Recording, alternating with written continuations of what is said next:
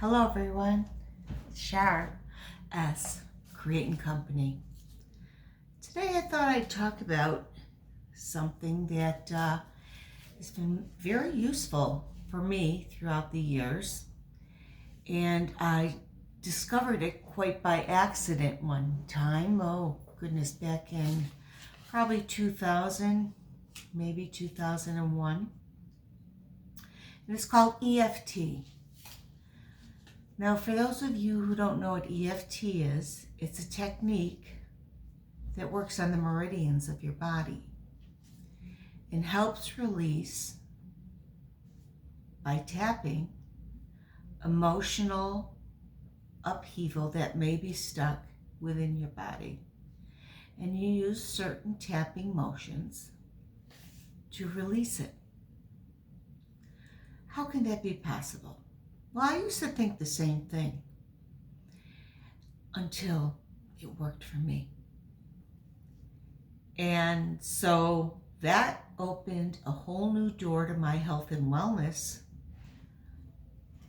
journey, which was just wonderful because it not only helped me, but it helped other people as well that I introduced it to. So for those of you who really don't know about EFT, there are many videos on it. There's books on the subject. Here's a few of my favorites, and they're by somebody by the name of Gary Craig. Gary Craig was the one who introduced me through the magic of YouTube, EFT. Now, you can use EFT on anything at all. And Gary was just such a wonderful teacher. I don't think he's doing the teaching so much anymore as Gary's gotten up there in age, and he's got other things to do with his life. But you can still find some of his things on YouTube. So anyway, I wanted to introduce those of you who don't know anything about it. I wanted to show you something that if you're at your wit's end, whether you're in physical pain, emotional pain, mental pain, that there might be an answer for you. And that's what opened so many doors for me, was to get that pain out of the way so that I could receive other things in my life.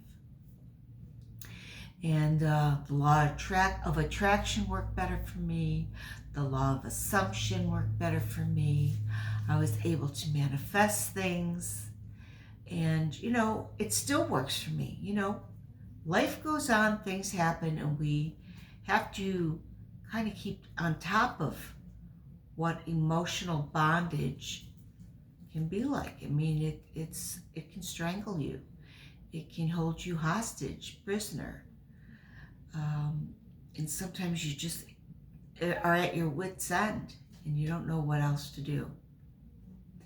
So I just want to talk a little bit about that today. And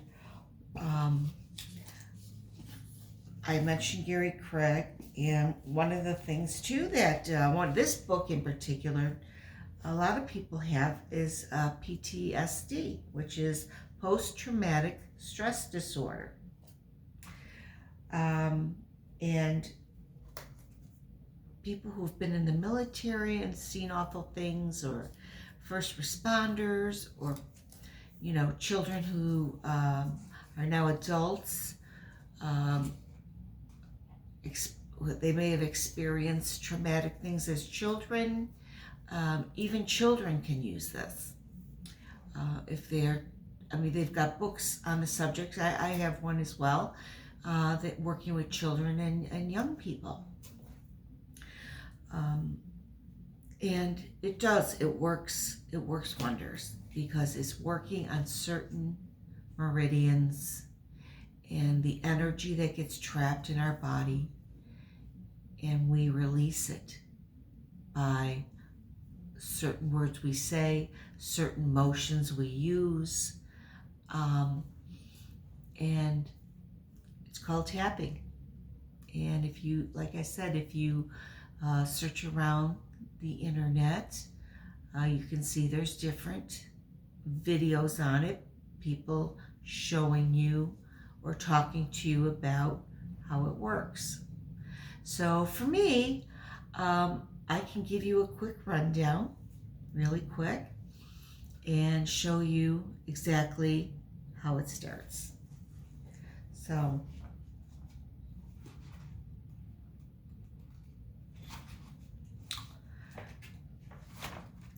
like with this book here, I'm going to show you up close.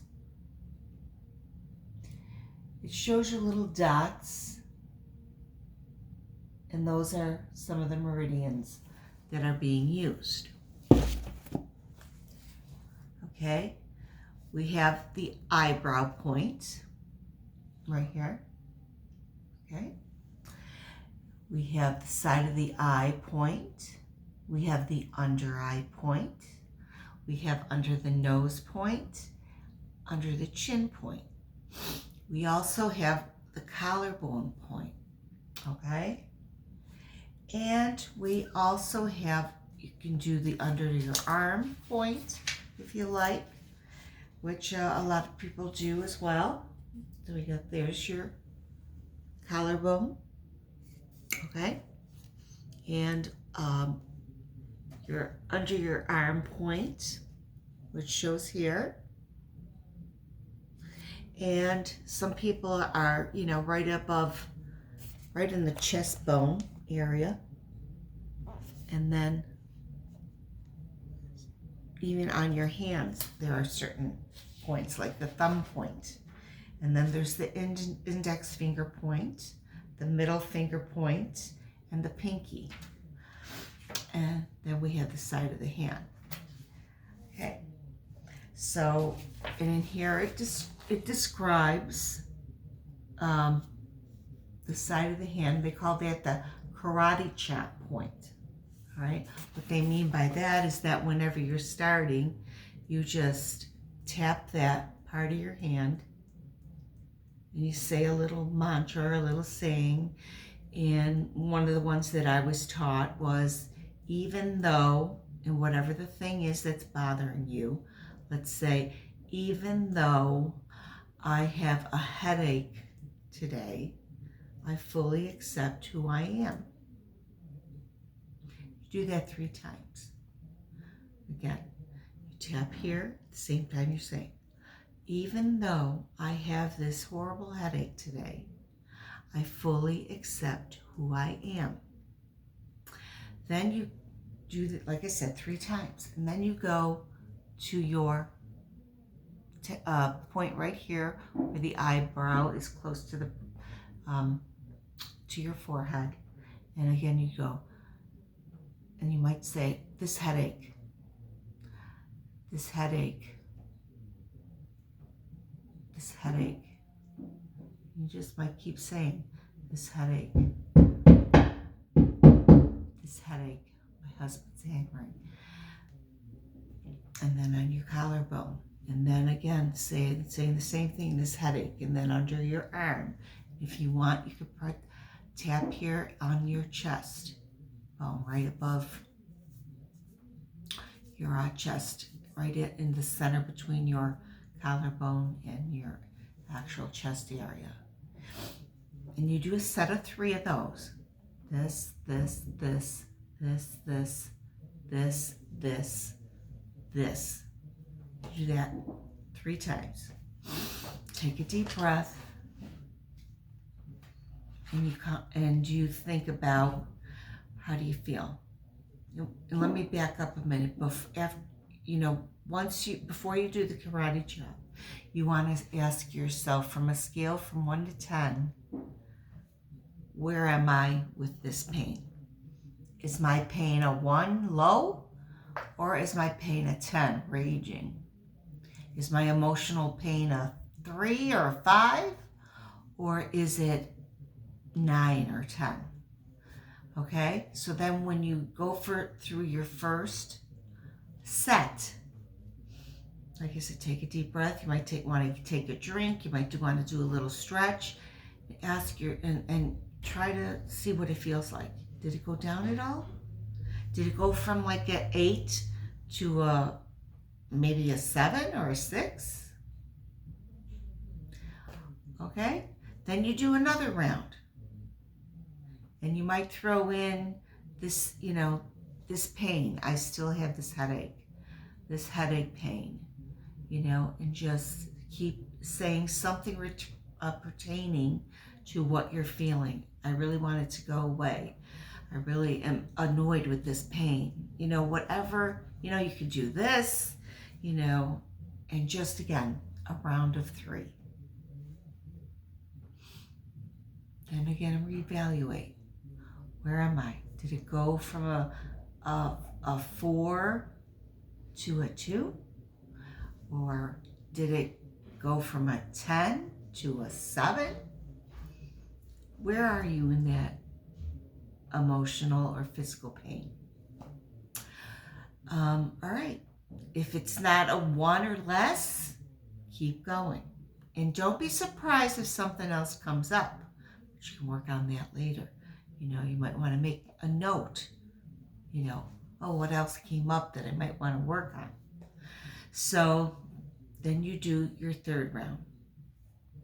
So that's basically it in a nutshell.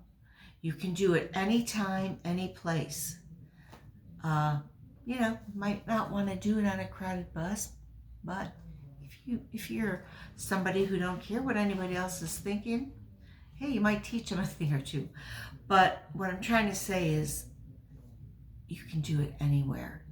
And it's